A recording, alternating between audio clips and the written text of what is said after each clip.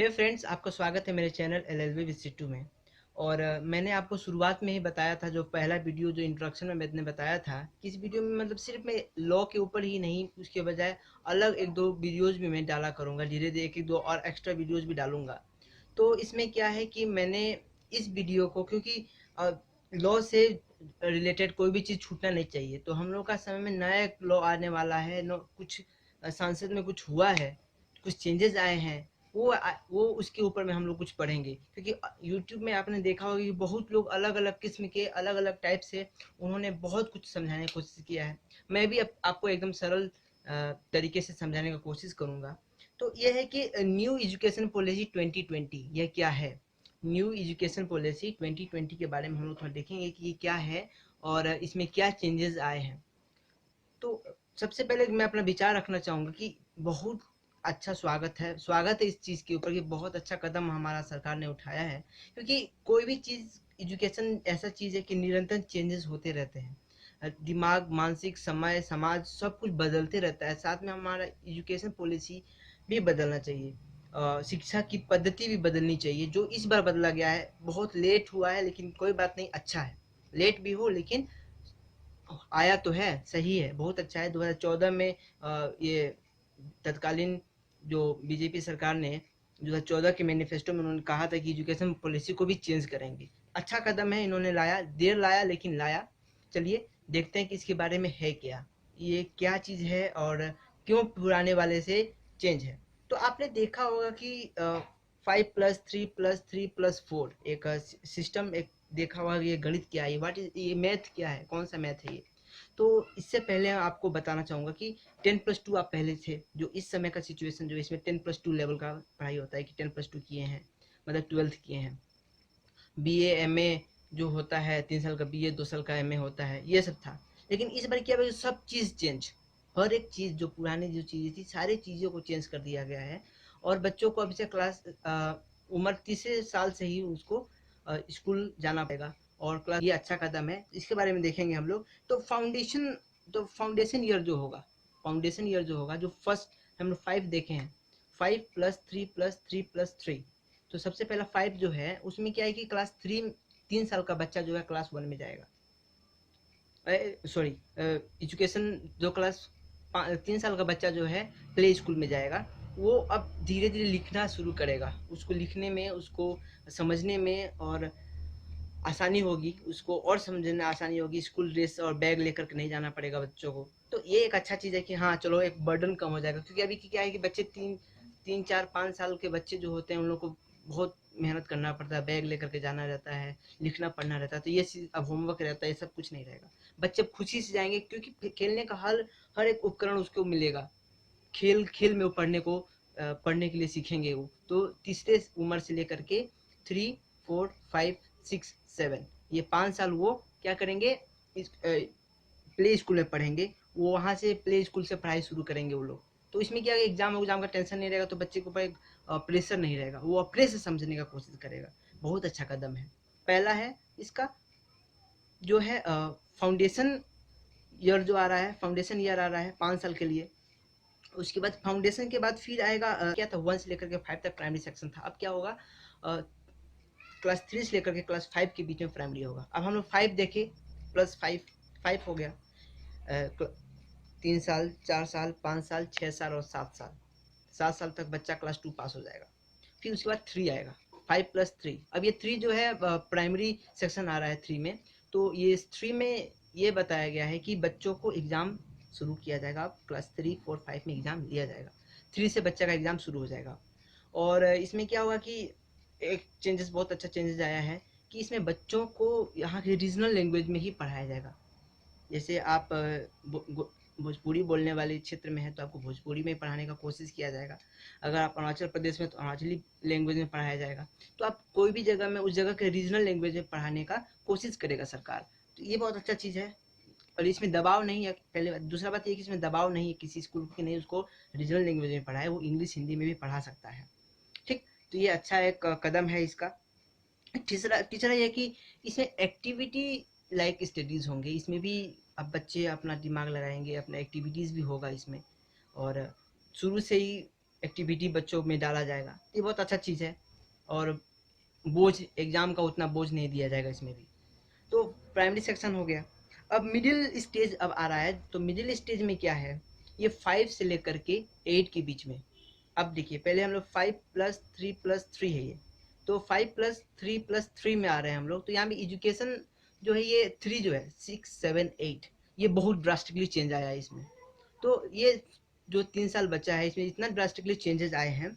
तो इसमें क्या है कि पहला चीज़ कि बच्चों को 6 से ही कंप्यूटर पढ़ाना शुरू कर दिया जाएगा। कंप्यूटर कोडिंग शुरू हो जाएगा। कोडिंग मतलब वो नहीं कि जावा वावा नहीं पढ़ाया जाएगा। कंप्यूटर कोडिंग मतलब कि कंप्यूटर के बारे में उसको पढ़ने के लिए आगे बढ़ाया जाएगा। कंप्यूटर वो बच्चा सीखेगा। दूसरा बात ये है कि इसमें वोकेशनल कोर्सेस होंगे, इसमें स्किल डेवलपमेंट कोर्सेस होंगे, इसमें टेक्निकल कोर्सेस होंगे, जो क्लास 6 से ही शुरू कर दिया जाएगा। ये भी बहुत अच्छा डिसीजन है हमारा सरकार का, कि इसमें क्या होगा कि बच्चे अपने मर्जी से, जिसको किसी को मतलब कुछ बनाने का मन करे, किसी को लाइट जलाने का मन करे, लाइट्स के ऊपर कुछ बनाने का मन करे, या फिर खाना बनाने का ही बार्बर में जाने का मन करे, तो ये सब जो चीज़ उसको बच्चे के दिमाग में जो स्टार्टिंग होता है, शुरू होता है, वह 10 साल 11 साल की उम्र में जो बच्चे के दिमाग में आता है, उसके बारे में वो अब शुरू करेगा। तो ये बहुत अच्छा चीज़ है, ये कोर्सेस बहुत अच्छे हैं। तीसरा चीज़ ये है कि मैथ साइंस जो जैसे चला आ रहा था, सोशल स्टडीज़ और ये जब क्लास 8 तक कोर्सेस वही रहेंगे। और इसमें जो एनसीईआरटी जो है और लैंग्वेज जो सब्जेक्ट्स जो हैं उसमें कोर्सेस सिलेबस चेंज होंगे, लेकिन जो पहले जैसा था। लेकिन दो चीज़ इसमें प्लस हुआ है। पहला चीज़ ये कि कंप्यूटर पढ़ना है, और दूसरा चीज़ ये कि उसको स्किल डेवलपमेंट के लिए उसको वोकेशनल स्टडीज़ और टेक्निकल स्टडीज़ कराया जाएगा। जो बच्चों को, जिस लड़की को खाना बनाने का शौक़ है वो खाना बनाए, सिलाई बुनाई करना चाहती है सिलाई बुनाई करे, उसके भी मार्किंग्स होंगे। तो और इसमें क्या है, लैंग्वेज लैंग्वेज भी है कि इसमें इंडिया के जो 22 लैंग्वेजेस हैं, उन 22 लैंग्वेज में से कोई भी एक लैंग्वेज लेकर के उसको पढ़ना है। तो ये भी बहुत अच्छा इसका डिसीजन है। और अब आते हैं लोग सेकेंडरी स्टेज में, जो सबसे खतरनाक चेंजेस आया है, पूरा चेंजेस कर दिया है। अब क्लास 9, 10, 11, 12 जो पहले था हायर सेकेंडरी और सेकेंडरी जो सिस्टम था मैट्रिक, और क्या होगा कि क्लास 9 से लेकर 12 के बीच में 8 एग्जाम्स होंगे, और बोर्ड एग्जाम को हटा दिया गया है। अब बोर्ड सिस्टम भी ख़त्म हो जाएगा। तो ये एक तरह से, चलिए ठीक है, बच्चे के दिमाग से जो बोर्ड का जो बोझ होता है कि 10th का बोर्ड है, 12th का बोर्ड है, ये वो फलाना दिमाग का ख़त्म हो जाएगा। दूसरा बात इसमें कि नो स्ट्रीमिंग, अब स्ट्रीमिंग सिस्टम नहीं होंगे। बच्चे अब स्ट्रीम नहीं ले सकते हैं, आर्ट साइंस और कॉमर्स नहीं ले सकता है। जैसे कहा था ना, फलाना कलर का ये आर्ट्स पढ़ रहा है, तुम क्लास 10 पास हो जाओगे तो क्या करोगे, साइंस में जाओगे कि आर्ट्स में जाओगे, तो ये सब चीज़ें अब खत्म हो जाएंगी। बच्चों को क्लास 9 से ही अपना सब्जेक्ट चूज करने का मौका मिलेगा। बहुत अच्छा डिसीजन है ये हमारे सरकार का, कि बच्चे अब अपना जो उसको पढ़ना है वो 9 से बेसिक से शुरू करे ना। उसको क्या जरूरी है कि क्लास 10 के बाद उसके मार्किंग के हिसाब से उसको पढ़ने का मौका मिलेगा। क्लास 9 से शुरू कर देगा अपना पढ़ाई। अब इसमें क्या है कि बच्चा साइंस फिजिक्स के साथ हिस्ट्री भी पढ़ सकता है, और बच्चा बायोलॉजी के साथ पॉलिटिकल साइंस भी पढ़ सकता है। तो बहुत अच्छा डिसीजन है ये हमारा सरकार का। और इसमें भी लैंग्वेज आए हैं। लैंग्वेज इसमें क्या है कि क्लास 9 से लेकर के 12 के बीच में आपको कोई ना कोई एक, 9 से लेकर के 12 के बीच में आपको कोई लैंग्वेज पढ़ने पड़ेंगे, फॉरेन लैंग्वेज पढ़ने पड़ेंगे। तो ये इस बार क्या हुआ है कि सरकार हम लोगों का लैंग्वेज पे बहुत ध्यान दिया है। तो इसमें क्या है कि बच्चों को एक ना एक फॉरेन लैंग्वेज भी आना चाहिए। ये भी बहुत अच्छा स्वागत है इस डिसीजन का भी, कि चलो बच्चों को क्लास 9 से ही पढ़ने को मिल जाएगा कोई एक सब्जेक्ट फॉरेन लैंग्वेज में। क्योंकि बीए के बाद, ग्रेजुएशन के बाद स्टूडेंट्स क्या करते हैं, अलग लैंग्वेज पढ़ने का कोशिश करते हैं। बहुत खर्चा करना पड़ता है उन लोगों को, समय देना पड़ता है उसके लिए। अब क्या है कि पढ़ाई के साथ साथ ही वो क्लास 10th 12 के समय ही उसने स्कूली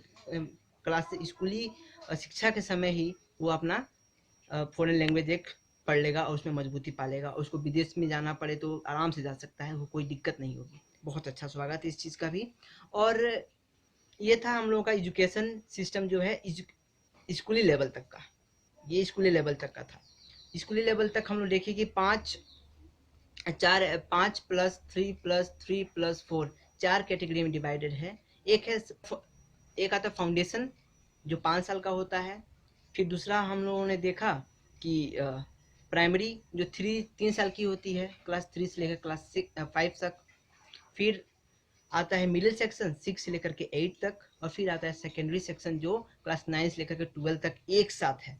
अब सेमिस्टर सिस्टम आ गया है, और इसमें क्या होगा, एग्ज़ाम जो है बोर्ड सिस्टम से नहीं होंगे। बहुत अच्छा स्वागत है, इस चीज़ का स्वागत है कि बच्चों का दिमाग में जो एक टेंशन भरा रहता है ना कि बोर्ड का एग्ज़ाम, वो अब टेंशन खत्म हो जाएगा, बच्चे अब अपने हिसाब से पढ़ेंगे। और दूसरा ये है कि अब हम लोग देखा स्कूली शिक्षा कहाँ तक आया। अब हम लोग देखते हैं कि स्कूली शिक्षा के बाद जो उच्च शिक्षा जो है उसमें क्या चेंजेस आए हैं, उसमें क्या क्या बदलाव हुआ है। तो उसको देखने के लिए हम लोग देखते हैं कि अब क्या है, 4 साल का ग्रेजुएशन होगा। पहले 3 साल का ग्रेजुएशन था, अब ये 4 साल का ग्रेजुएशन हो जाएगा। और दूसरा बात ये कि एक और दूसरा चेंजेस ये है कि बच्चे जो हैं अब बीए नहीं करेंगे, एमए नहीं कर पाएंगे, बीए बीएससी और बीकॉम नहीं कर पाएंगे, क्योंकि स्ट्रीमिंग क्लास 10 9 10 से ही हट गया है ना। 11 12 में भी वो कॉमर्स से पढ़ा ही नहीं, तो कहाँ जाके कॉमर्स से बीकॉम करेगा, क्या साइंस से पढ़ा ही नहीं तो कहाँ से जाके बीएससी करेगा। तो ये सिस्टम जो है हट गया है, बहुत अच्छा है, इसका भी स्वागत करता हूँ मैं। कि क्या होता था कि बहुत बच्चे पढ़ना चाहते हैं साइंस लेकिन नहीं पढ़ पाते हैं कुछ कारण के वजह से, उसके मार्क्स कम आने की वजह से, कुछ एक सब्जेक्ट वो नहीं पढ़ना चाहता। जैसे पीसीएम हो गया, पीसीएम में फिजिक्स उसको आता ही नहीं है, और पीसीएम पढ़ना ही पड़ेगा उसको। पीसीएम करना हो, मैथ और केमिस्ट्री पढ़ना हो, तो उसको फिजिक्स पढ़ना ही पड़ेगा, और बेचारे को नहीं आता है तो उसको मन को मार करके छोड़ना पड़ता है, बीएससी छोड़ना पड़ता है, बीए में जाना पड़ता है, या फिर उसे बीकॉम में जाना पड़ता है। तो ये एक अच्छा चीज़ है, चलिए इसका भी स्वागत करते हैं। दूसरा चीज़ और एक बहुत ही अच्छा चीज़ है इस पॉलिसी में लाया गया है कि बच्चे जो है फर्स्ट ईयर सेकेंड ईयर पढ़ लिए, अगर मैं फर्स्ट ईयर सेकेंड ईयर पढ़ लिया, थर्ड ईयर के समय में मुझे पढ़ने का नहीं हुआ, या फिर मैं बीमार हो गया, या फिर मुझे मेरे पैसे की कमी हो गई, या फिर कोई भी चीज़ की कमी हुई, कुछ कारणवश में नहीं पढ़ पाया, तो क्या होता है कि इस समय उस बच्चे को फिर से दोबारा एडमिशन कराने के लिए फर्स्ट ईयर से पढ़ना पड़ता है। लेकिन अब ये नए एजुकेशन पॉलिसी में क्या होगा, उस बच्चे को वो नहीं पढ़ना पड़ेगा, फिर से थर्ड ईयर से ज्वाइनिंग कर सकता है। बहुत अच्छा चीज़ है, इसको आपको समझने में थोड़ा टाइम लगेगा, मैं अच्छे से समझाऊंगा। 4 ईयर तक रहेगा हम लोग का ग्रेजुएशन। तो ग्रेजुएशन में क्या है, पहले होगा 1 साल का होगा जो होगा ग्रेजुएशन सर्टिफिकेट। हर साल को आपको मूल्यांकन मिलेगा, हर साल को आपको मार्कशीट मिलेगा, और वो एक आप यूज़ कर सकते हैं कहीं भी। तो फर्स्ट ईयर में आपको मिलेगा certificate, graduation certificate, second year में मिलेगा ग्रेजुएशन डिप्लोमा, थर्ड ईयर में मिलेगा ग्रेजुएशन डिग्री। अब ग्रेजुएशन डिग्री के बाद आप एमए करना चाहेंगे तो 2 साल कर सकते हैं। अगर आप एमए करना चाहते हैं या फिर रिसर्च लाइन में जाना चाहते हैं तो 1 साल और आप पढ़िए, बीए ही 1 साल और करिए, ग्रेजुएशन ही 1 साल और कीजिए, और वो होगा ग्रेजुएशन डिग्री, ग्रेजुएशन, और वो होगा ग्रेजुएशन रिसर्च। तो ग्रेजुएशन रिसर्च करने के बाद आप 1 साल का एमए करेंगे, तो ये भी अच्छा चीज़ है। अगर आप सिर्फ ग्रेजुएशन करना चाहते हैं, डिग्री लेना चाहते हैं, तो आप सिर्फ डिग्री के लिए आप 3 साल तक बीए कर सकते हैं, ग्रेजुएशन कर सकते हैं, नोट, अब बीए एमए नहीं होगा। और जैसे हम लोग बीए और एमए का देख ली कि वो सिस्टम जो है 5 साल का पूरा है, लेकिन अब आपको रिसर्च करना हो, आपको मास्टर करने का मन करे, पोस्ट ग्रेजुएशन करने का मन करे, तो आप बीए जो है 4 साल का बीए करिए और 1 साल का एमए कीजिए, ये अच्छा चीज़ है। और दूसरा चीज़ इसमें ये आया है कि पीएचडी जो है सिर्फ पीएचडी होगा, एमफिल अब नहीं होगा, सिर्फ पीएचडी, 4 साल का पीएचडी होगा। ये तो इसके बारे में आप देखिए कि बीए एमए कैसे हुआ, हायर एजुकेशन सिस्टम क्या हुआ। अब देखते हैं कि ये पॉलिसी जो है, देखेंगे हम पॉजिटिव क्या क्या है, क्या क्या हम लोगों को इससे फ़ायदा मिल रहा है। तो जैसे हम लोग देखा कि 10+5+3+3+4 वाला सिस्टम हम लोगों ने देख लिया। फिर हम लोगों ने देखा कि 4 साल का ग्रेजुएशन और 1 साल का पोस्ट ग्रेजुएशन। तो उसका देखा कि अब एमफिल का सिस्टम खत्म हो गया, सिर्फ पीएचडी होगा, और ये सब देख लिए। अब हम लोग देखेंगे कि पॉजिटिव इसमें क्या क्या एक अलग स्टेप्स उठाया गया है, क्या क्या पॉजिटिव है। तो पहला चीज़ यह देता है, फर्स्ट ये है कि जीडीपी का पहले हम लोग अभी तक इस्तेमाल करते हैं, जो इंडिया का टोटल जीडीपी है उसमें से सिर्फ 4% यूज़ करते हैं। लेकिन अब क्या होगा, अब थोड़ा ज़्यादा बढ़ गया है, अब 6% यूज़ होगा। तो इससे बहुत ही अच्छा स्कोप होगा हम लोग के एजुकेशन सिस्टम में, बच्चों को बहुत अच्छा इंफ्रास्ट्रक्चर मिलेगा। अब बच्चों को पैसे, जब कोई संस्था में पैसा जब ज़्यादा आता है तो उसमें डेवलपमेंट भी अच्छा खासा होने लगता है। तो ये हम लोगों को एक फ़ायदा मिला है, पॉजिटिव एस्पेक्ट्स ये है। दूसरा ये कि स्कूल फ़ी जो है, जैसे कोई सामान खरीदते हैं हम लोग, एक चिप्स खरीदते हैं, अंकल चिप्स खरीदते हैं, तो उसका एक दाम फिक्स रहता है 10 रुपया एमआरपी। अब एमआरपी से वो आगे नहीं बेच सकता है। तो उसी तरह इसमें क्या है कि एक एमआरपी टाइप से फिक्स कर दिया जाएगा कि प्राइवेट इंस्टीट्यूट को कि इस पैसे के ऊपर आप नहीं जा सकते हैं, इस पे नीचे ही जाएंगे आप, एक मैक्सिमम फीस जो है वो डिसाइड कर दिया जाएगा। बहुत अच्छा डिसीजन है ये, क्योंकि इस समय क्या कि मतलब कोई आदमी 1 लाख रुपया 1.5 लाख, कोई स्कूल में 1.5 लाख रुपया तक फीसेस होते हैं, तो बच्चे और गरीब तबके के और मिडिल क्लास के बच्चे नहीं पढ़ पाते हैं। तो ये अच्छा चीज सिस्टम, एक मनमानी खत्म हो जाएगा, एक मोनोपोलिज्म खत्म हो जाएगा। ठीक है। तीसरा चीज यह है कि इसमें अब वोकेशनल कोर्सेज होंगे। जैसे हम लोगों ने देखा कि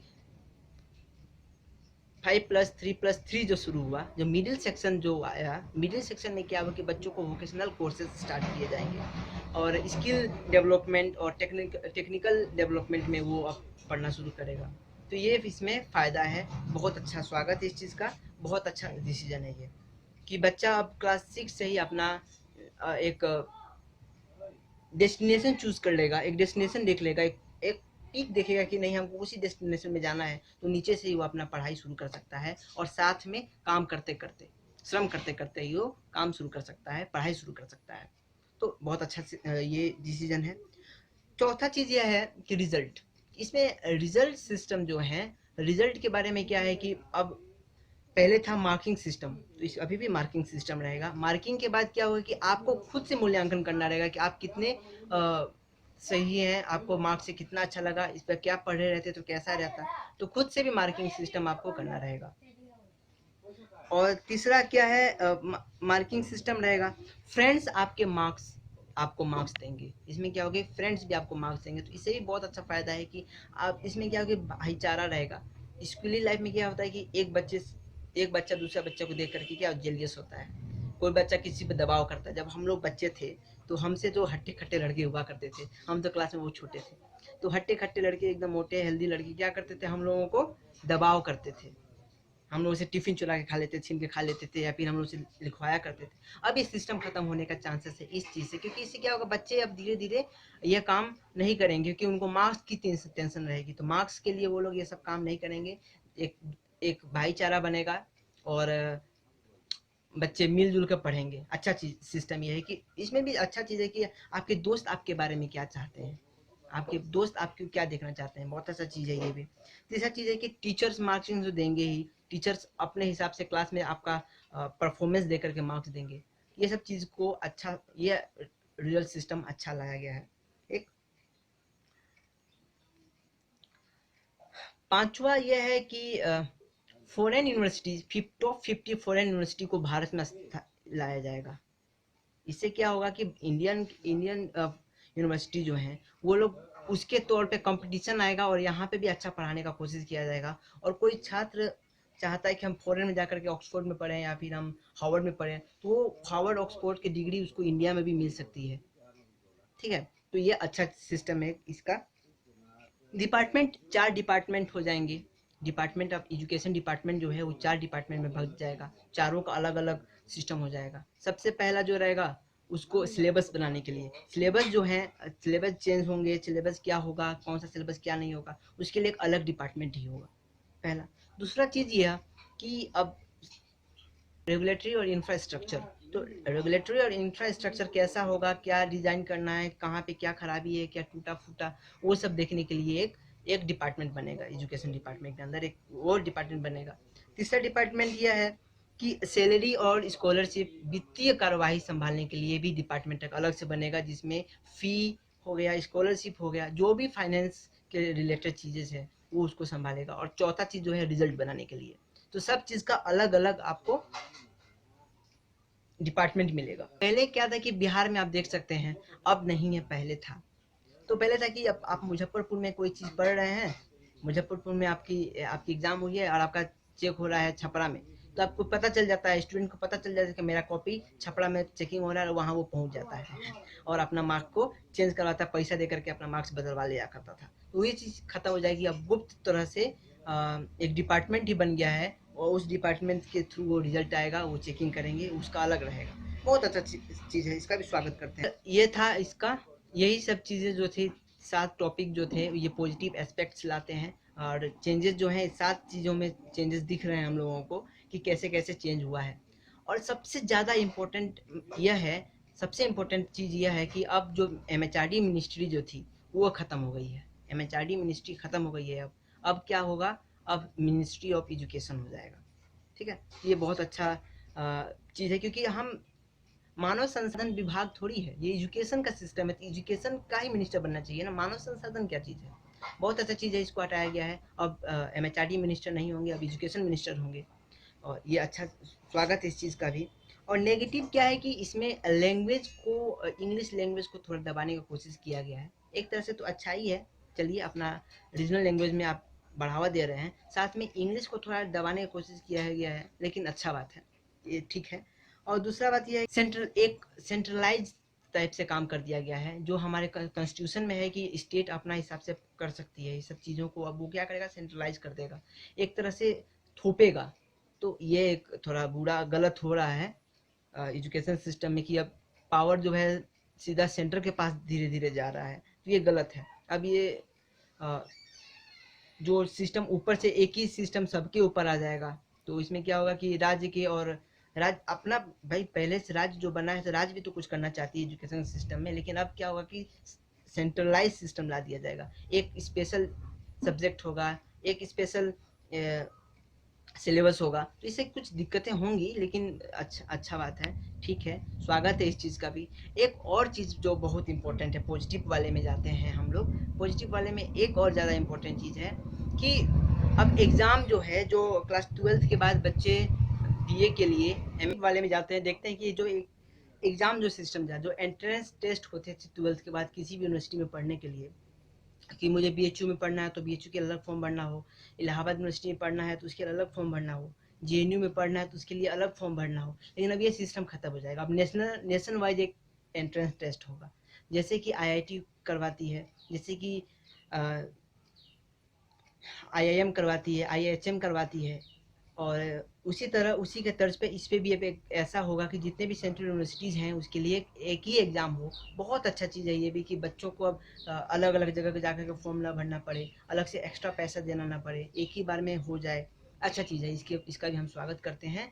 और साथ में ये कहना चाहेंगे कि ये वीडियो हम लोगों ने देखा, इस वीडियो में हम लोगों ने देखा कि न्यू एजुकेशन पॉलिसी 2020 क्या कहता है, इसमें कौन कौन से अच्छे चीज़ हैं, क्या इसमें खराबियां हैं, 5+3+3+4 क्या सिस्टम है, और ग्रेजुएशन लेवल में क्या चेंजेस आया है, और इंफ्रास्ट्रक्चर कैसे होगा, क्या बच्चों को पढ़ाई में सिलेबस